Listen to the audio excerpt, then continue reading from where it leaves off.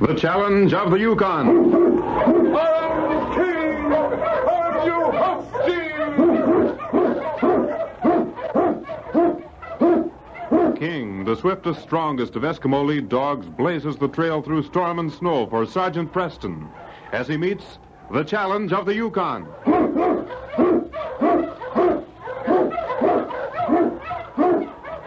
Sergeant Preston was typical of the small band of Northwest Mounted Police who preserved law and order in the Yukon during the gold rush of '98.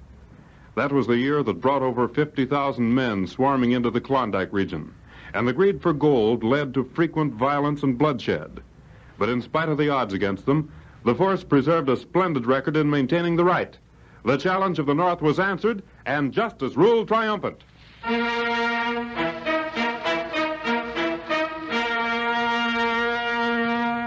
It was early afternoon, and Sergeant Preston was on patrol duty in the Yukon with his lead dog, the Great King. The snow was swept clean from much of the land, and Preston had left his sled and team in town.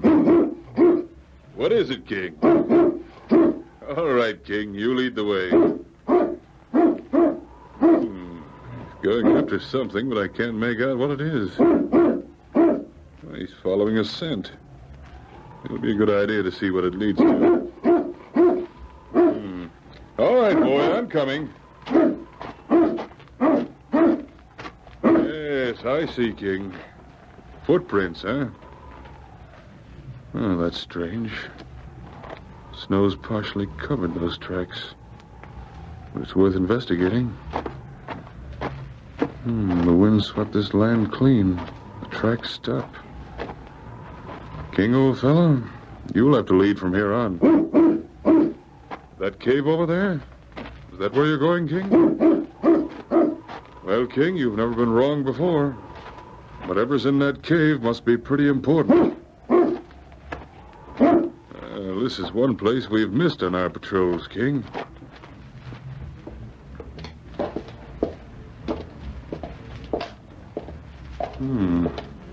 Here's some wood. Someone uses this cave. But what for? Now look at these pelts. Fox, lynx, beaver. Why, they're beautiful. Trapper who uses this cave for a storeroom has certainly got a fortune in furs. One man couldn't have... Well, this cave is full of pelts. Yes, King? What's over there now? Oh, I see. So this is what had you so excited, boy. Now, what would any trapper with these rich skins be doing with dog and wolf pelts? They have no value. I can understand a trapper building up a supply of high-grade pelts, but why would he keep so many of these worthless ones? What is it, boy? Someone coming? Yes, King. There's something wrong here. We can't get out without being discovered. We'll get back at the far end of the cave. Here. You should be safe here. Now play dead, King. Play dead, boy.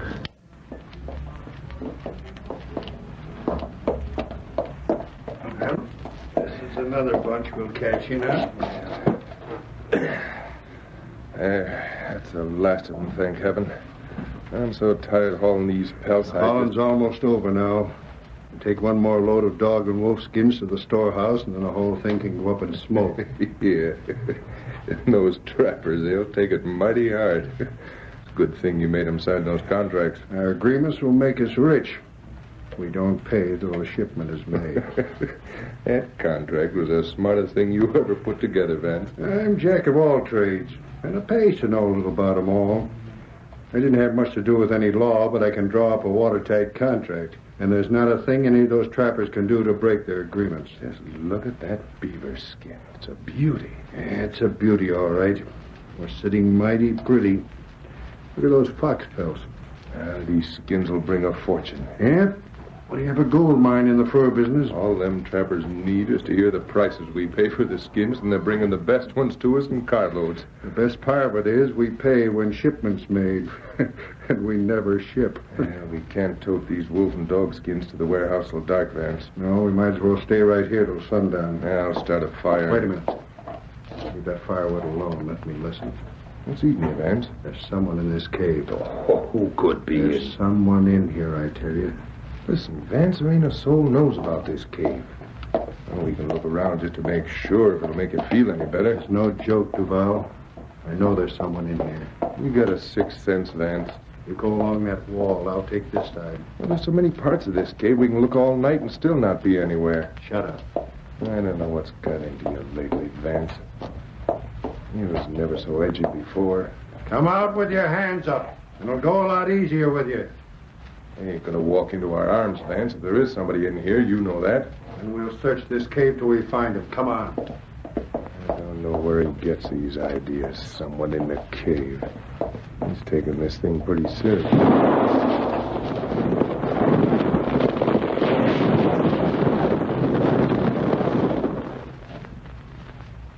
That's a warning. Come out with your hands up. You shot loose in some rocks. Oh. Hey, what the... I told you there was somebody in here. Now bring that light over. I've got a gun and I'm going to use it. Maybe some of that rock hit him, Vance. Hurry up with that light. Jumping horn-toad's a mountie. Well, I never expected to meet Sergeant Preston knocked out by a couple of falling rocks.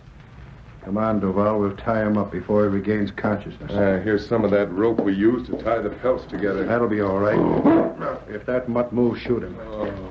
There, that does it. You have a hard time getting free of these ropes. Oh, my head. Shut up, you mutt. King, old fella. We gotta do something about this mountie, Vance. You heard us talking. Don't worry, we'll take care of him. Shoot that mutt, Duval. Quiet, King. Call him out here. All right, King. Come on out, boy. Shoot him, Duval. Oh, now, Vance. You heard me. Are you going to shoot him or will I?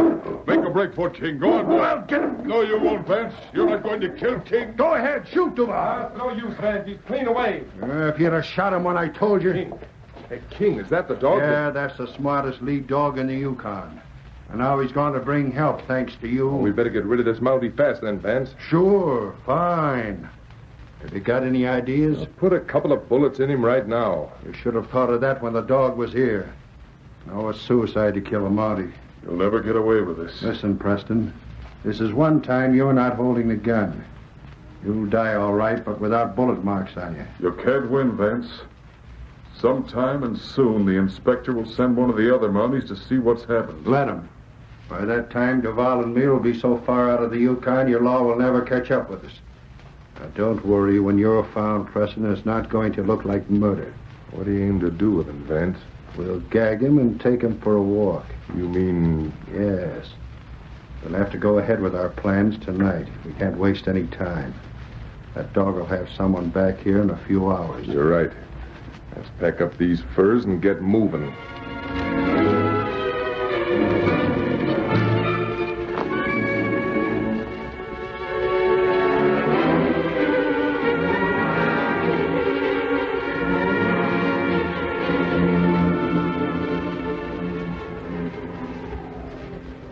Late that night, with heavy packs on their shoulders, Vance and Duval sneaked into Machete and forced Preston at the point of a gun to go ahead of them.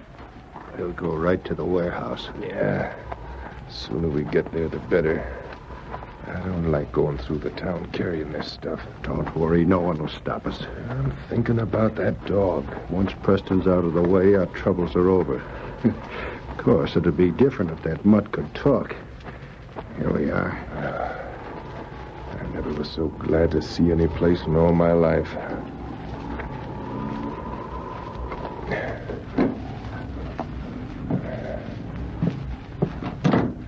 This Mountie was downright obedient.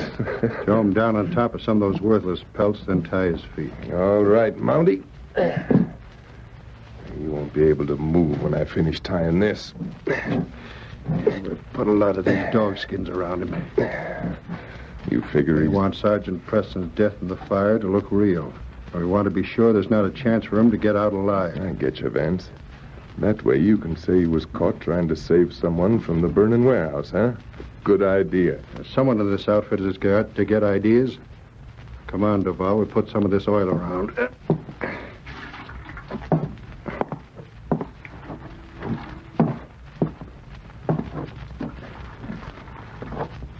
That ought to be enough, Vance. Yeah, that'll do it.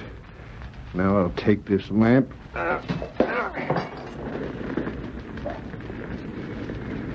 Those skins burn plenty fast. This place will be an inferno in 5 minutes. Less than that. Come on, let's get out of here. I don't want to be too close to this place when the fire is discovered.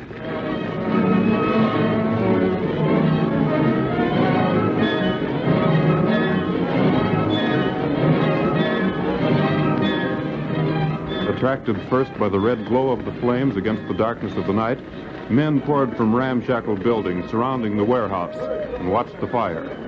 They knew the furs inside were lost. They knew that the cost of the damage would break many a trapper's heart. But they didn't know that inside the building, Sergeant Preston lay bound and gagged, helpless in the face of certain death. A tall, lanky trapper came from Machete City's cafe. The expression on his face told the story more eloquently than words. Hey, all my furs are in there. Yeah, look at them flames. I'm going in there. You're loco if you do. You'll never get out alive. My warehouse. We're ruined. Ain't a chance in the world of saving anything. Duval, if that building caves in, we haven't a chance. Yes, and it's gone. My furs. Man, listen to me. You better make good on them furs, Vance. What are you going to do about it, Vance? Boys, I'm sorry. What about us? Vance, we won't lose everything, will we? What Wait about a us? minute. What are you Listen gonna to do me. about it? You men all signed agreements with us. We agreed to pay when we ship the furs. If the furs aren't shipped, we don't pay. You mean I've lost the whole year's trap in that fire and I get nothing to show for it? I'm sorry, Hankins, but there's not a thing we can do about it. We lost the warehouse. There goes the building.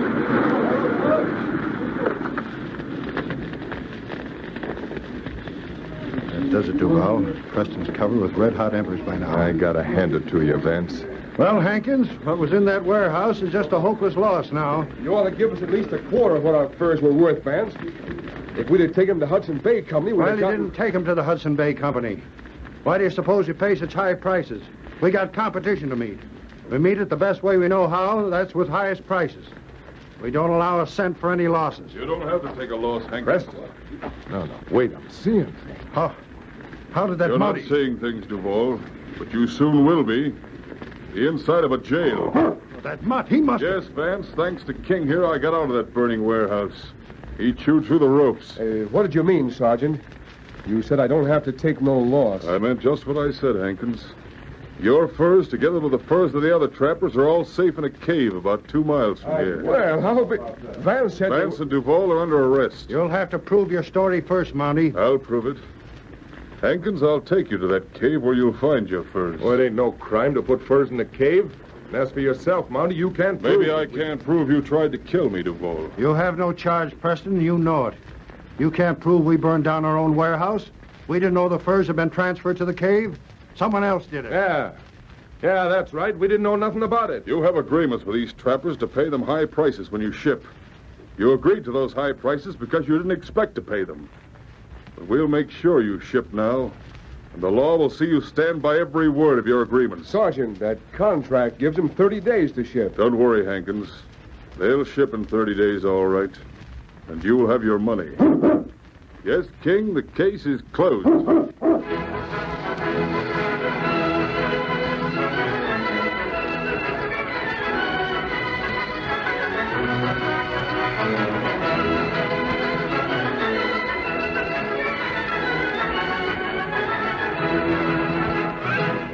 Upholding the motto of the Northwest Mounted Police, Sergeant Preston and the great dog King maintain the right and get their man. Don't miss their next thrilling adventure when they meet the challenge of the Yukon once again on Saturday at 6:30. On King! On you husky!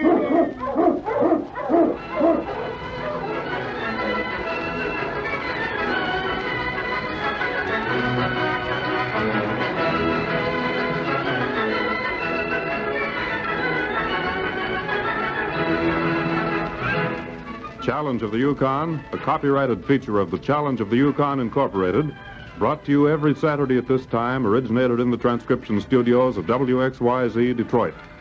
The characters and events in tonight's drama were fictitious. Bill Morgan speaking. This is the Michigan Radio Network.